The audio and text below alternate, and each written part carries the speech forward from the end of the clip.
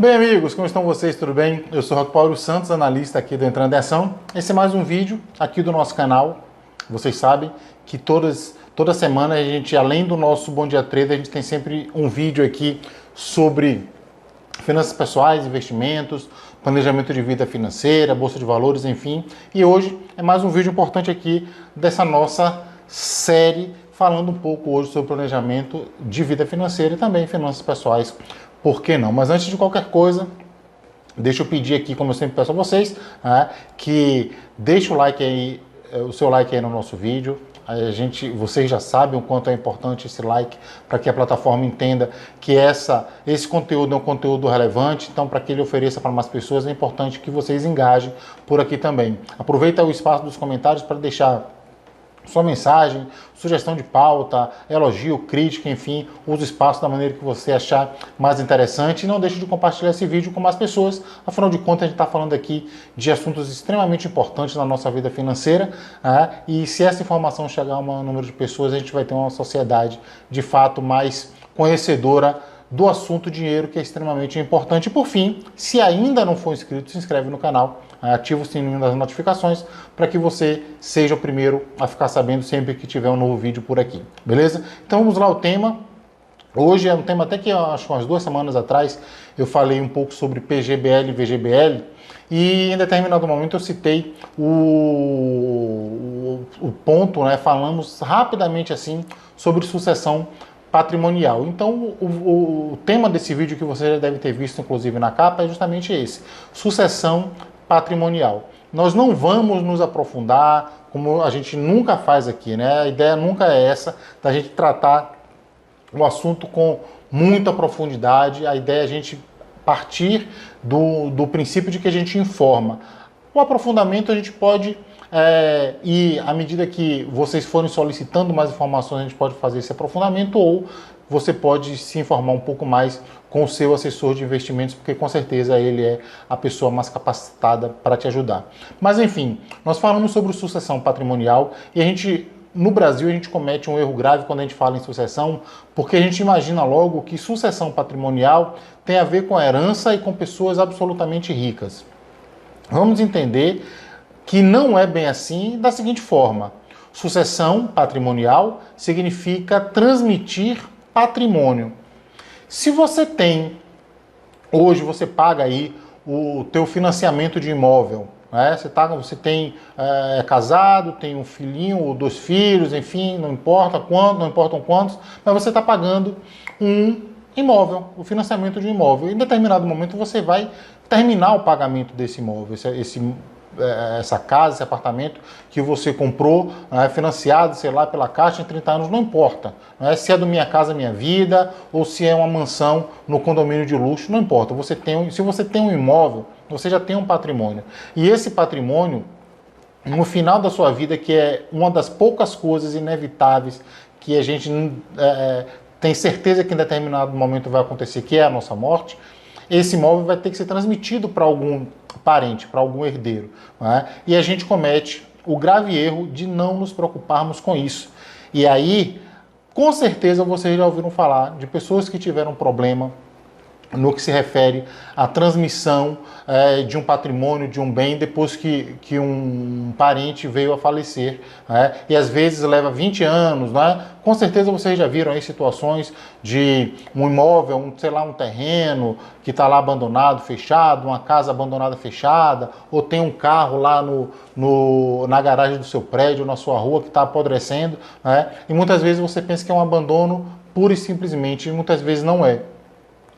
Existem leis que regulamentam esse processo da transmissão patrimonial, e principalmente existe imposto, existem taxas que são necessárias serem pagas para que o processo do inventário seja concluído.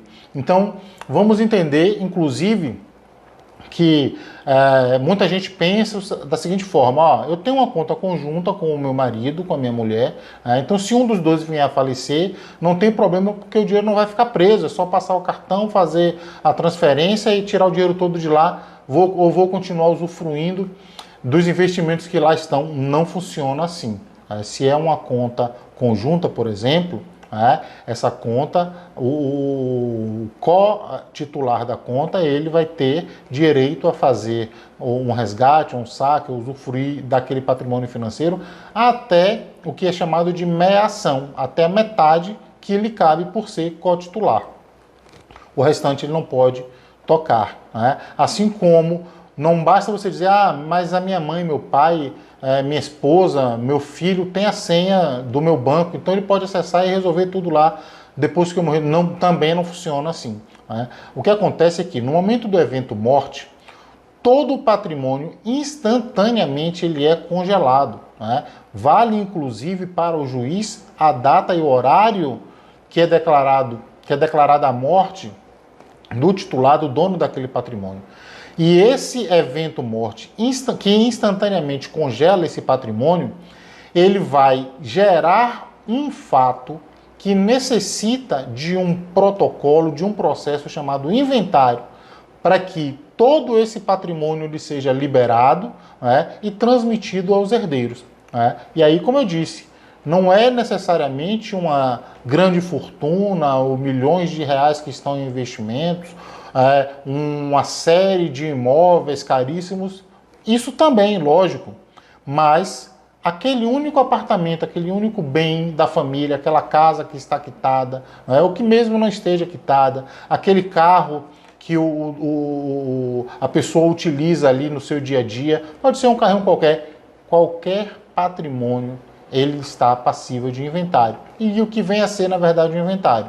É um processo judicial onde serão levantados todos os patrimônios que aquela pessoa que veio a falecer possui em teu nome, né? Feito tudo isso, aí pode ser, como eu disse, veículos, imóveis, investimentos financeiros, saldo de conta bancária, tudo isso é levantado, é apurado, e a partir daí vai se verificar, essa pessoa, ela tem herdeiros naturais, não é? Esposa, filhos, pai, mãe, a depender da sequência que essa escala vai definindo, não é? Ela tem um testamento de como ela gostaria de partilhar o seu patrimônio. Inclusive é importante entender que o testamento, a pessoa não pode arbitrar sobre o total do seu patrimônio. Ela vai poder descrever em testamento o que ela gostaria que fosse feito até 50% desse patrimônio, porque existe a chamada legítima, né, que precisa ser respeitada. Então, aquela pessoa que tem um patrimônio, ela só pode arbitrar até 50% daquele patrimônio financeiro que ela gostaria de transmitir, como ela gostaria de transmitir. E existem regras também para isso. Então, o que acontece? À medida que o processo do inventário ele avança, algumas taxas elas precisam ser custeadas, né? Então você vai ter ali taxas cartoriais, você vai ter honorários advocatícios e você vai ter impostos. Sim, existe um imposto chamado ITCMD, que é o Imposto por Transmissão Causa-Mortes ou Doação, e que hoje ainda oscila essa alíquota em alguns estados no Brasil. Mas esses custos eles vão implicar na necessidade de liquidez para que a família consiga finalizar o processo de inventário. E é aí que muitas famílias se perdem, né? Que muito do patrimônio das famílias ele é dilapidado justamente porque a família não tem uma reserva financeira em liquidez para conseguir resolver isso o mais rápido possível, né? E aí você fica dependendo de uma liberação de juiz para conceder a venda de um imóvel para você gerar dinheiro e poder custear parte desse inventário e por aí vai. E por isso que muitas vezes esse processo ele vai levar muito tempo. Quando uma família, né, quando uma pessoa que preparou a sua sucessão patrimonial, ela reservou aquela liquidez com esse propósito, um processo de inventário vai durar ali 6 meses e é absolutamente tranquila essa transmissão. Mas a gente cansa de ver, inclusive pessoas famosas que faleceram, tem esse tipo de problema, né? Justamente porque não se preocupam com isso. E como é que a gente pode se preparar para essa situação? Como eu disse, todo o patrimônio financeiro, no momento da morte do titular daquele patrimônio, ele é congelado, exceto em duas situações ele consegue ter recursos para esse inventário sem que ele precise colocar o dinheiro na mão de outra pessoa, de terceiros, ou deixar dinheiro guardado no cofre para que isso aconteça. Né? E quais são essas duas situações? É necessário ele ter previdência privada, que foi o tema de 2 semanas atrás, quando eu citei sucessão patrimonial em determinado momento aqui, ou seguro de vida. Né? Esses dois produtos que compõem um bom planejamento de vida financeira, eles permitem que o titular de um patrimônio que venha a ser transmitido, ele tenha essa liquidez para esse inventário. Né? O seguro de vida, ele é um produto que ele pode contratar, se eu não me engano, até 65 anos no Brasil, é o limite de idade que uma pessoa pode contratar um seguro de vida, e no evento morte ele já determinou ali, quando ele contratou o seguro, quem são os beneficiários. É importante que ele deixe muito claro, inclusive para a família, que ele tem um seguro de vida, quais são os telefones que precisam ser contactados quando acontecer o evento morte, e qual é a função daquela indenização do seguro de vida, porque a indenização do seguro de vida não é para enriquecer ninguém, é para você ter uma sobrevida ali, a família que fica ter recursos para sobreviver enquanto o patrimônio não é liberado, e justamente a outra parte para custear o inventário. Então, quando a família está avisada disso, o beneficiário vai receber ali com 5 ou 10 dias, a depender da configuração do seguro, do tipo de seguro que a pessoa tem. A gente pode falar sobre os tipos de seguro de vida numa outra ocasião. Vai receber essa indenização e vai tocar o processo de inventário sem nenhum problema e vai liberar isso rapidamente, como eu falei aí, uma faixa de uns 6 meses. E no caso da previdência privada, da mesma maneira, a pessoa vai acumulando patrimônio ao longo do tempo, e com o propósito de ter essa previdência privada com o beneficiário, já deixando bem claro que aquela previdência é para custear o inventário. Basicamente, a diferença entre o seguro de vida e a previdência privada é que no seguro de vida, assinou a apólice, virou a chavinha ali, você já tem automaticamente esse montante, para que no momento da morte do segurado, a liquidez esteja disponível. E no caso da previdência privada, é necessário que os aportes sejam feitos ao longo do tempo, é necessário que o titular dessa previdência privada, ou ele tenha um recurso e já deposite lá imediatamente com esse propósito, ou ele vá ao longo do tempo acumulando esse recurso, porque são os únicos 2 produtos de investimento, os 2 únicos produtos, não vou dizer 2 produtos de investimentos, porque seguro de vida não é produto de investimento,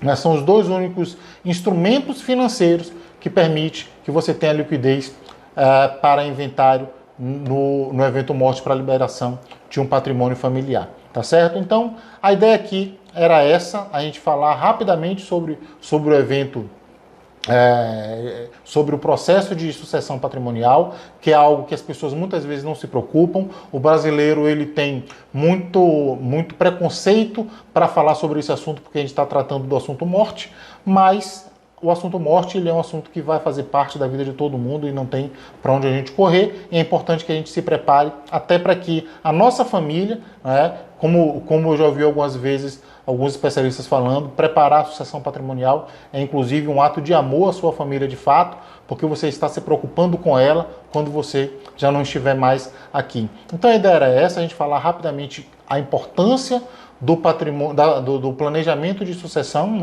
patrimonial, para que você a partir de agora comece a pensar nisso com mais cuidado, com mais carinho, e entender que herança não é só herança de milionários, até aquele apartamento que você está pagando ali com muito sacrifício, ele é um patrimônio que vai ser transmitido para os seus filhos em algum momento, e se você quer de fato o bem-estar deles quando você já não estiver mais aqui, e que esse desembaraço seja de maneira célere e rápida, você precisa pensar nisso da maneira correta, e esse é um momento que a gente não sabe exatamente quando a gente vai precisar já ter o nosso plano de sucessão pronto, tá certo? Então é isso, pessoal, espero que vocês tenham gostado desse nosso vídeo, um abraço a todos, até a próxima, como eu digo sempre, é hora de entrar em ação.